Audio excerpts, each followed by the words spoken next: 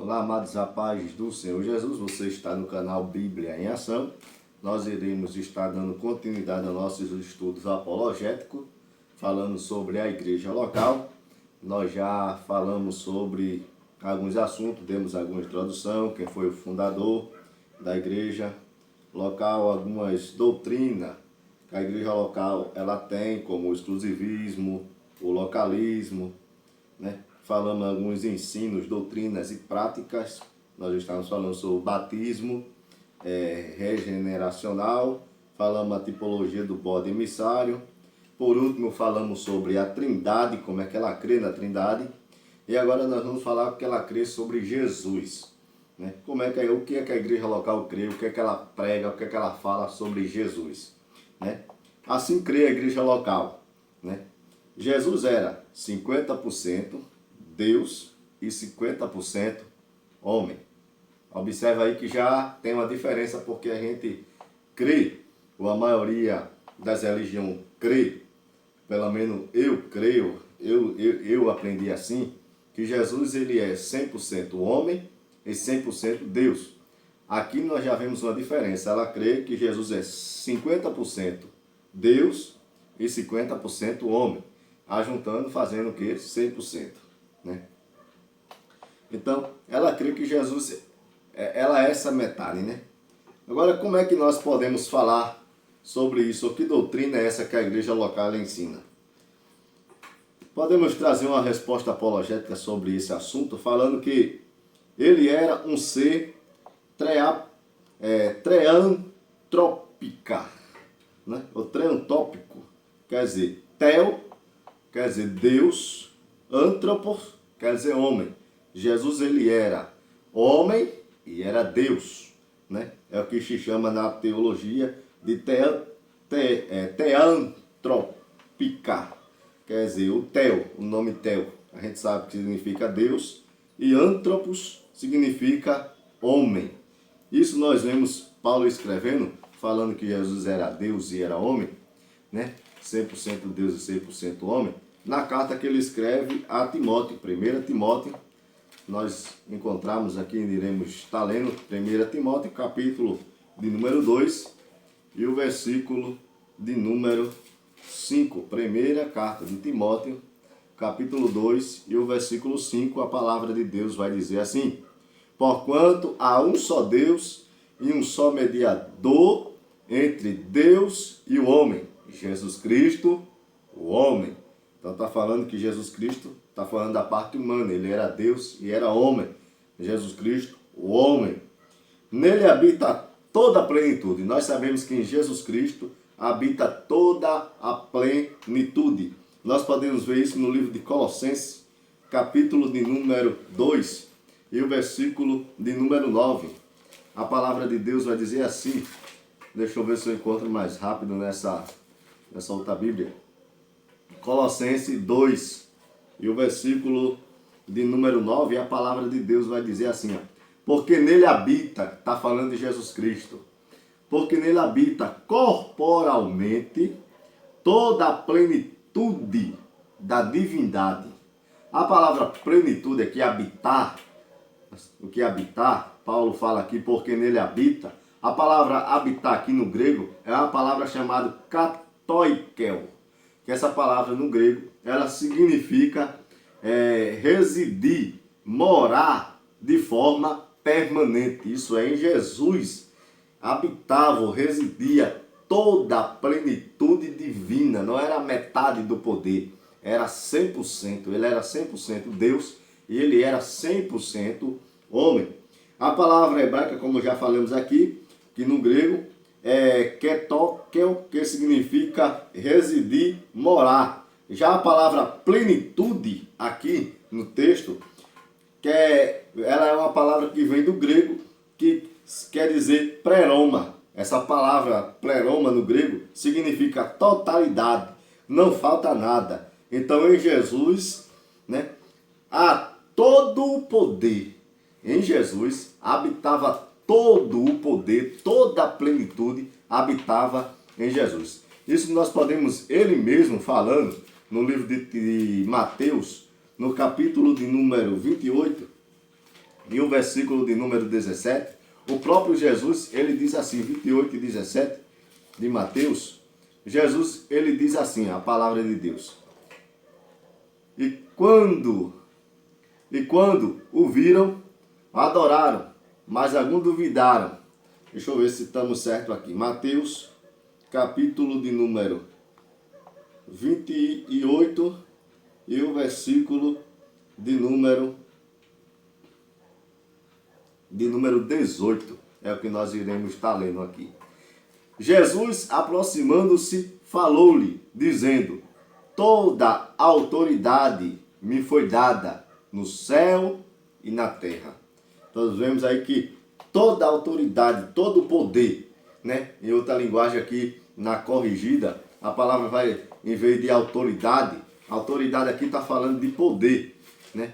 Não é de autoridade delegada por alguém, mas é o todo o poder, toda a plenitude, toda a majestade habitar nele. Então vemos aqui, 28 e 18, a palavra diz assim, ó. E chegando Jesus, falou-lhe dizendo: é-me dado todo o poder no céu e na terra. Jesus aqui, ele está dizendo que foi lhe dado todo o poder. Um dos aspectos do verbo dar, aqui nesse verbo dar aqui, essa palavra dar, que ele diz aqui, é-me dado. A palavra dar aqui, no grego, é didome. Esse didome significa retomar, dar a alguém o que já lhe pertencia. Isso é, Jesus está dizendo que ele recebeu algo que já pertencia a ele. Foi-lhe dado, foi-lhe restaurado de volta, né? Que do grego é didome. Quer dizer, foi dado a ele. Algo que já pertencia a ele, já era dele. Então foi dado a Jesus de volta, né? Como já falamos aqui, um dos aspectos da palavra dar, ou do verbo dar, vem do grego didome, que significa dar a alguém o que já lhe pertencia.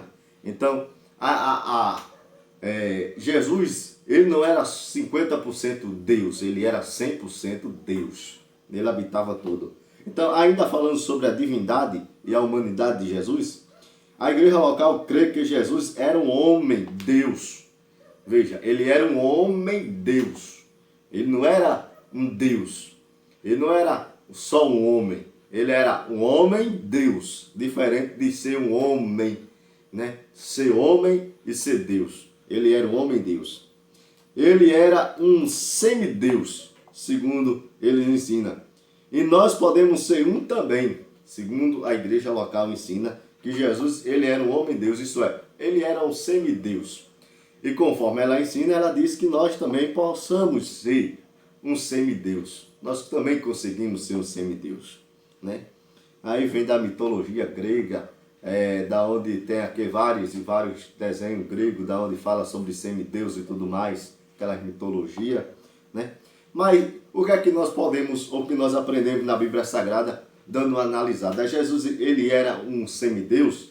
Ou será que esse ensino é uma mentira? Vamos ver? A Bíblia nega tal crença e ela nos mostra o que aconteceu com Satanás por querer ser igual a Deus. Porque nós vemos aqui que há uma tentativa, né, do ser humano, ele querer ser igual a Deus, porque se ela prega que o homem ele pode ser igual a Deus, um semideus, então está querendo se igualar a Deus. E a Bíblia nos mostra o perigo que é de uma pessoa ela querer se igualar a Deus. Isso como exemplo de Satanás. Nós vemos lá no livro de Isaías, capítulo 14, versículo 12 e 14, da onde Satanás queria ser igual a Deus, queria tomar o lugar de Deus, né? Então, a Bíblia ela não apoia isso, né? Ele incentivou o homem querer ser igual a Deus no Éden. Satanás, ele incentivou o homem querer ser igual a Deus no Éden. Como ele disse, no dia que tu comer desse fruto, você vai ser igual a Deus. E a consequência foi a morte espiritual, carnal, e o expulso, ou a expulsão do jardim do Éden. Então nós vemos a consequência do homem querer ser igual a Deus, desde o jardim do Éden, desde antes do jardim do Éden mesmo, quando Satanás queria ser igual a Deus, nós vemos as consequências que a pessoa recebe por querer ser igual a Deus. né? Então, agora vamos ver uma doutrina da onde ela fala que o corpo de Jesus, ele foi invadido por Satanás. É uma das crenças que a igreja local ela crê. Ela diz que o corpo de Jesus, ele foi invadido por Satanás. Vamos ver em que ela se baseia aqui, vamos ver como é que ela crê. Para a igreja local, Jesus é identificado como homem corruptível, quer dizer, um homem caído. A natureza de Jesus é uma natureza caída. E tendo Satanás dentro de si, ele foi levado à morte de cruz para pagar o preço da nossa redenção, né? Então, segundo a igreja local, crê assim que Jesus ele herdou uma natureza humana pecaminosa igual a nossa. É como os gnósticos de primeiro acreditavam, na época de Paulo, lá em Coríntio, né, pelaquela cidade vizinha, eles não aceitavam que Jesus ele viera no corpo de carne. Não, e ele diz que Jesus era um espírito iluminado, né? Ele tinha a aparência de ser humano, mas ele não tinha um corpo de ser humano, era o que o gnosticismo pregava, ensinava na época dos apóstolos, como na época de João, né? Então, eles criam nessa crença, até porque ele diz e criam ele que a carne, o corpo do ser humano, o nosso corpo, né? Ele é contaminado pelo pecado e para nada mais presta, assim acreditavam os gnósticos, e Jesus não podia habitar num corpo pecaminoso, né? E ele dizia que Jesus não veio em carne. E é daí da onde quando o apóstolo João, ele vai escrever a sua primeira carta, né? Aí ele debate e ele fala sobre essa crença, mostrando que Jesus ele não veio, né, como espírito iluminado. Não, ele mostra e ensina que Jesus ele veio em carne. Nós vemos aqui, por exemplo, o Evangelho, a primeira epístola de João, né, no capítulo 2 e o versículo 22, ele diz assim, ó, quem é o mentiroso? Senão aquele que nega que Jesus Cristo é o anticristo. Este mesmo nega ao Pai, nega ao Filho. Ele ainda diz mais assim, ó, qualquer que nega o Filho também não tem o Pai. E aquele que confessa ao Filho também confessa ao Pai. Mas o que me chama mais interessante aqui, e o que eu quero falar para os irmãos, é aqui o versículo de número, deixa eu ver, capítulo 4 e versículo de número 2. João, ele faz assim na sua primeira carta universal. Capítulo 4 e versículo de número 2, ele diz assim, nisto conhecemos o Espírito de Deus. Todo espírito que confessa que Jesus Cristo veio em carne é de Deus. Então veja aí. Por que João escreveu isso? Porque na época dele, como eu já falei, existia uma seita chamada gnosticismo que acreditava que Jesus não veio em carne, porque não poderia habitar em um corpo pecaminoso. Mas nós vemos na Bíblia Sagrada que Jesus ele veio em carne, como João falou aqui, né? O mesmo João, ele escrevendo o seu evangelho, no capítulo de número 1 e o versículo de número 14, ele fala que o verbo, que no caso é Jesus, ele estava falando de Jesus, se fez carne e habitou entre nós. Vejamos aí. E o verbo se fez carne e habitou entre nós, e vimos a sua glória, como a glória do unigênito do Pai, cheio de graça e de poder. A palavra encarnar aqui, ou carne, aqui, ela vem do latim e é uma junção de duas palavras. É a junção da palavra in e carne, que significa revestir-se de carne. Então João aqui, ele está dizendo que Jesus ele se revestiu num corpo de carne, ele veio em carne. E ele dizia aqui, habitou.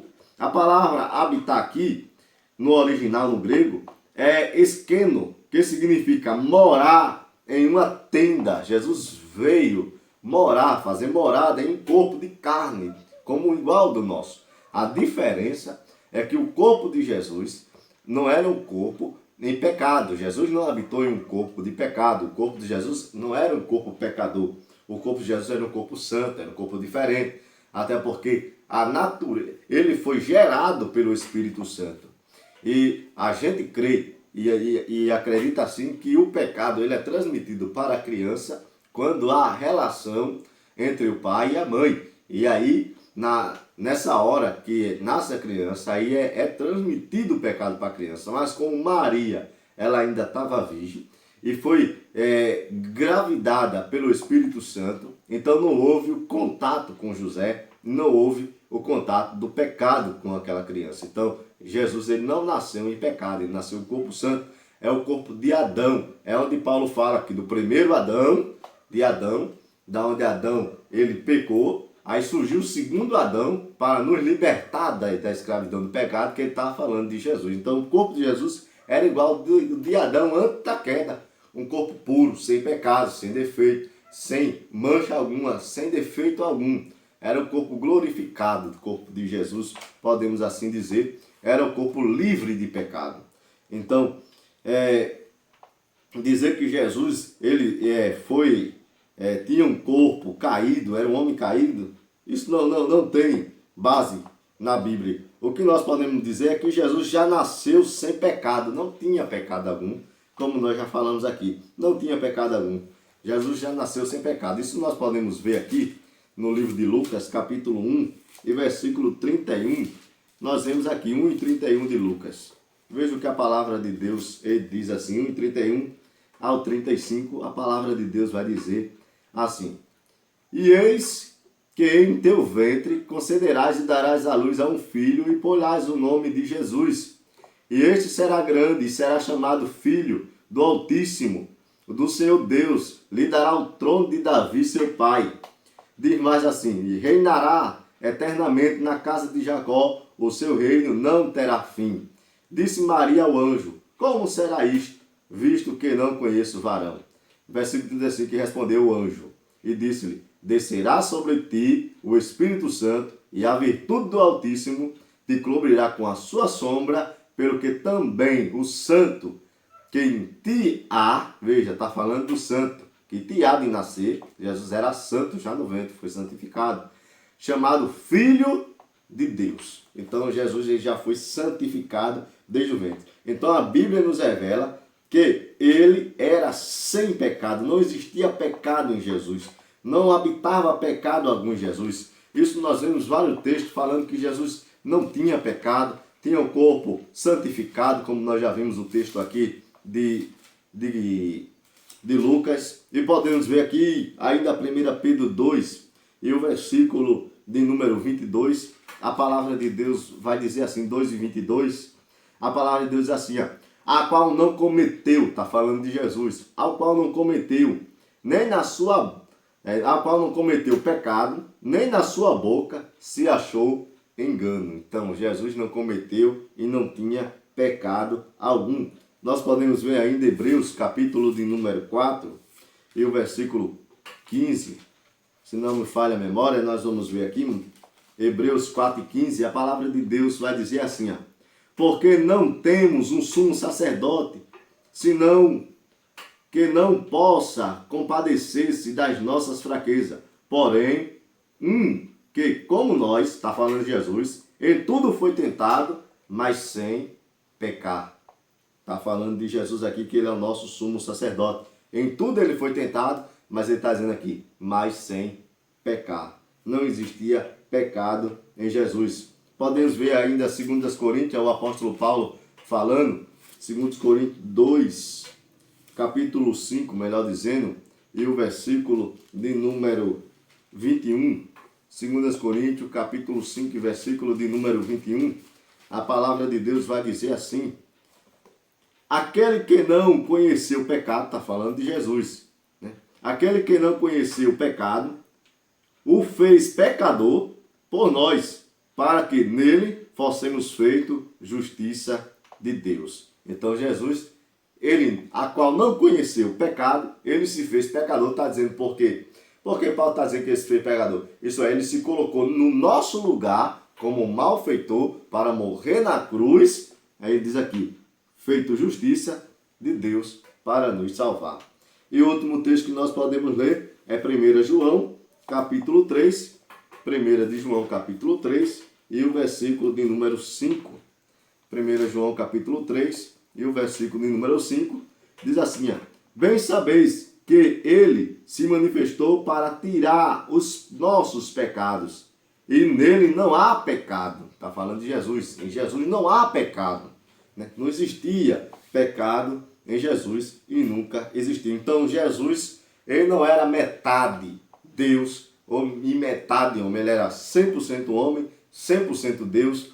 Não existia pecado em Jesus. Ele não habitava na natureza caída que nós já nascemos com ela. Não. Então o corpo de Jesus não existia, porque ele diz que o corpo de Jesus era a habitação de Satanás, porque já tinha a natureza pecaminosa. Não, Jesus já nasceu santo, já santificado do ventre da sua mãe e tudo mais. Então vemos que essa tese dele não bate, não está de acordo.